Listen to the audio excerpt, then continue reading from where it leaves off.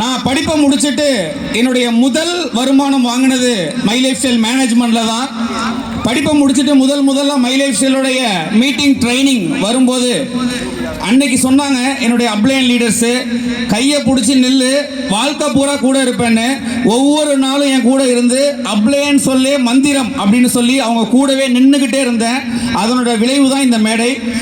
எங்களுடைய blue diamond executive மோகனன் sir ஒரு மேடையில் நான் புதுசாக வந்தப்போ சொன்ன ஒரு வார்த்தை, அந்த ஒரு வார்த்தை தான் நான் இந்த பிஸ்னஸில் நின்னதுக்கு காரணம். என்ன அப்படின்னா, நீ இந்த பிஸ்னஸை மெதுவாக பண்ணு, வேகமாக பண்ணு, புரிஞ்சு பண்ணு, புரியாமல் பண்ணு.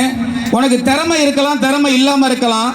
ஆனால் இந்த வியாபாரத்தில் இந்த கையை பிடிச்சி தொங்கு, வலிக்குதா? கை மாற்றி அந்த கையால் தொங்கு, வலிக்குதா? இந்த காலை தூக்கி போட்டு தொங்கு, வலிக்குதா? இந்த காலை தூக்கி போட்டு தொங்கு, அப்பயும் வலிக்குதா? பல்லால கடிச்சுக்கிட்டாவது தொங்கிக்கிட்டே இரு. மை லைஃப் ஸ்டைல்ல தொங்குறத மட்டும் விட்டாத, உயிரே போனாலும் விடாத. ஒரு நாள் உன் தலைமுறை கோடீஸ்வரன் அப்படின்னு சொன்னாங்க. அந்த ஒரு வார்த்தை மட்டும்தான் என் மனசுல ஆழமா வச்சிருக்கேன். பெரிய திறமெல்லாம் இல்லை, இந்த வியாபாரத்தை விட்டு விலகிடக்கூடாது எந்த காரணத்தை கொண்டும் அப்படின்னு எடுத்த ஒரு முடிவு தான் இந்த வியாபாரத்தில் ஒரு சில மாற்றங்களை பொருளாதாரத்தில் ஏற்பட்டிருக்கு. நீங்களும் எந்த சூழ்நிலையிலையும் யாராலையும் இந்த வியாபாரத்தை விட்டு ஒரு நிமிடம் கூட வெளியில போகணும்னு சிந்திக்க